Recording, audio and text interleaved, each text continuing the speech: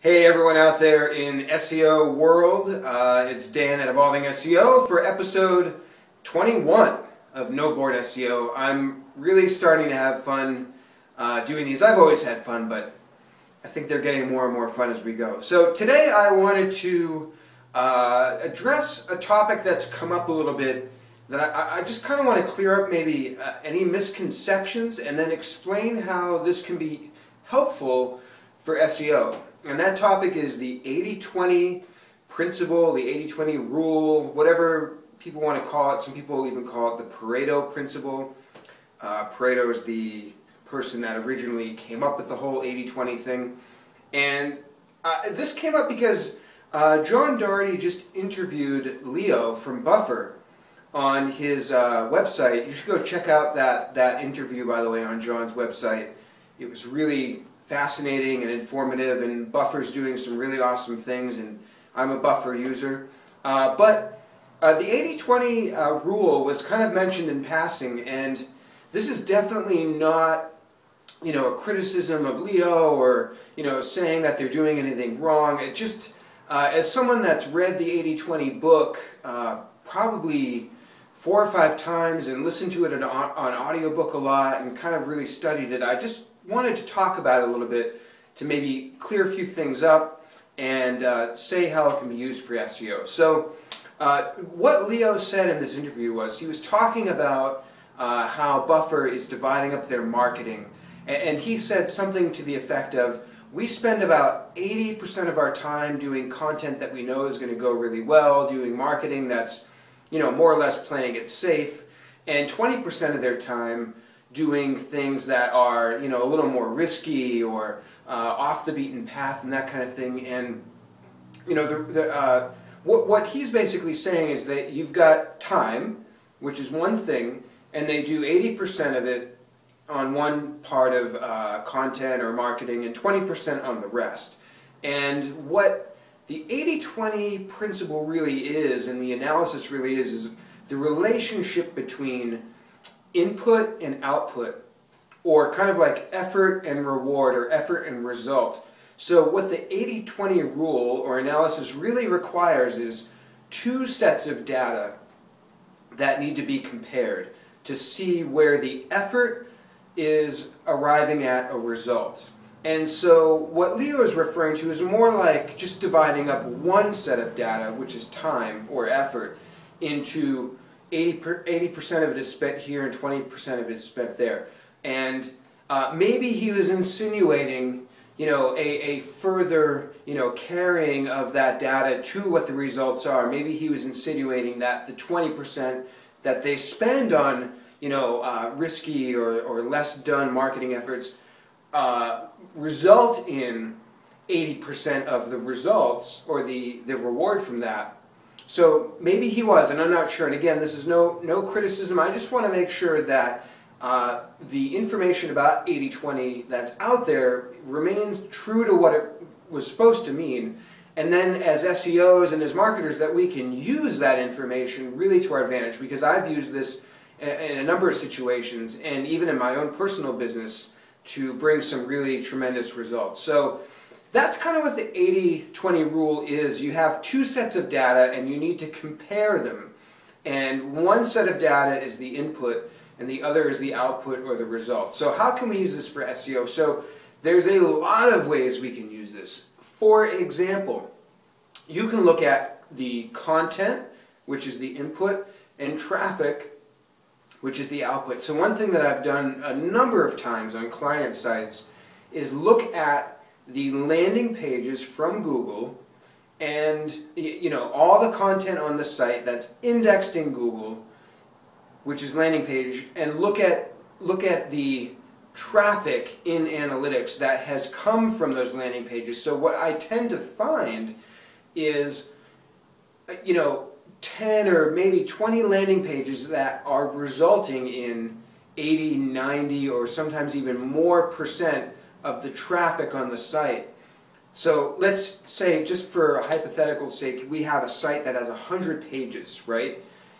Maybe 5 of those pages are actually returning 95% of the traffic or 98% of the traffic. So the really interesting part with this comes from when you actually analyze what is similar about those pieces of content that is bringing the results that are so much more powerful than the rest of the content. And this is where categorizing your content or analyzing them for similarities really comes in handy, because then you take the characteristics that are similar about those pages that are bringing you most of your traffic, and you try to repeat it, right? You try to say what was working about these 5 pages of content or 10 pages of content. Was it a category? Was it the style of the piece of content? Is it the length of the content or the effort that you put into that content? And what is so much more powerful about that, and how can I repeat that?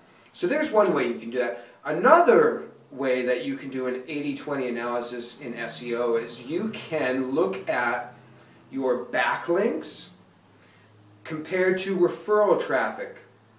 And again, it's a very similar type of analysis. You can look at all of your backlinks, which one of those are resulting in an inverse proportion of the amount of referral traffic that you're getting. And what you're probably going to find, and this is why the 80-20 rule exists, it's just a pattern that occurs everywhere in life and in nature.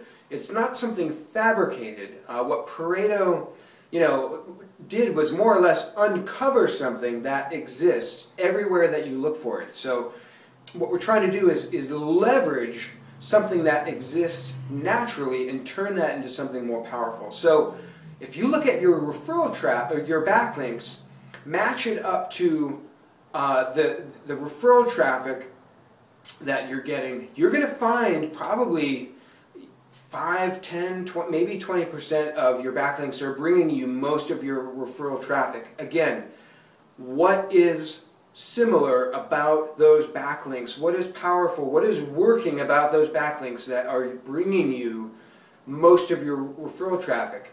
And then try to repeat what was working in the first place there. I'll try to think of an example. So maybe you're some type of resource site, like you help people learn about education, and the particular backlinks that are bringing most of that traffic are on sites that are highly trafficked to begin with. Maybe the backlinks are placed in a specific location of the article. Maybe they're on sites that are just high profile. People trust those sites in addition to them being highly trafficked. There's so many ways that you can try to see where the relationship is coming from. And lastly, you can do a reverse 80-20 analysis. So not only do you try to repeat what's working, but try to cut out the things that are not working. I'll give you another example. So you can look at content and bounce rate, and you can compare this to the average on your site. So what you want to do is look at landing pages again, and this could be from any source of traffic, not just Google. And look at your landing pages, and then find out of the landing pages that are bringing traffic, which ones are returning the worst bounce rate. And again, you're taking 2 sets of data. You're taking your landing pages and bounce rate, and you're seeing which ones are resulting in the highest amount of bounce rate on the site. So imagine 2 columns. Imagine your landing pages and the traffic, and then the bounce rate, right? And you're going to sort these by bounce rate to see which ones are causing the highest bounce rate. And those are the ones that you might want to think about removing or improving the content of the site. So again, I hope this helps get you to start to think a little bit 80-20. I really encourage people, who maybe have had a passing experience with 80-20, or just kind of like read it in passing somewhere, to check out the book 80-20 Principle. And I highly encourage you to try to work this into some of your SEO or your marketing effort, because it's something that I've certainly done with my clients and with my business. I've seen it bring really, really good results when used correctly. and I hope you do too. So again, check out John's interview with Leo of Buffer on his website, and I'll see you guys next time. Stay good out there. Are we done?